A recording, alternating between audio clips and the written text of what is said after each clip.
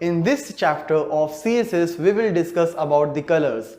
Colors are basically one of the very important aspects whenever we talk about the formatting or giving some attractive look to our web page. So, we will learn how and what are the different ways of passing the color for a specific element of the HTML. So here we have 4 different ways of doing the same. First is passing the hexadecimal code, short hexadecimal code, RGB absolute, and keywords. As we know, like whenever we talk about a color, all the colors are made up of 3 basic colors, that is red, green and blue. So this RGB combination here will help us out in forming the different colors which we can make. So hexadecimal, short hex code and RGB absolute, that is the red, green, blue absolute, and the keywords. Keywords will help us out in writing the name of a specific color. So here is a short example. Like the first one is hex code, where we can see like I'll start with hash and then I will follow 6-digit value. Alright, that will be from 0 to F anything. Alright, like if I'll put 0 means red, green, blue, all are not participating in this thing, so it is going to be black. The first 2 is for the red.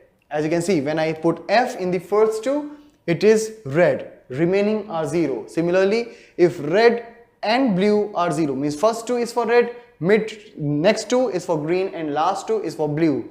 So here the mid 2 is for green, so it is going to give you green. Similarly, if you have F in the last and 0 for the remaining, it is going to be blue.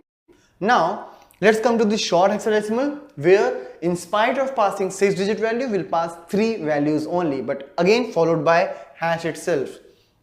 So 000 means none is participating, that's black. Again, first for red, second for green, and third one is for blue. Then it is RGB absolute, where I will use this RGB function and will pass 3 different parameters. The first number is for red, second is for blue, second is for green, and third is for blue. So again, this is the RGB. The value can vary from 0 to 255. So if I'll pass 255 in the first, that means it's going to be red, second it's for green, third value is for blue. You can pass different values in all the 3 parameters to get the different colors available.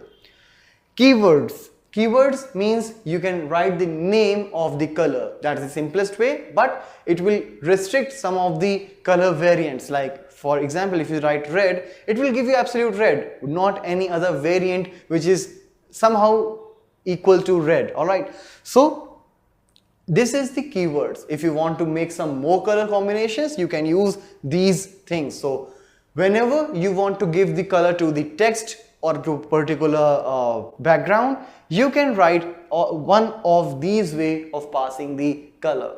So in our next video onwards, we will start working with the colors in a different manner.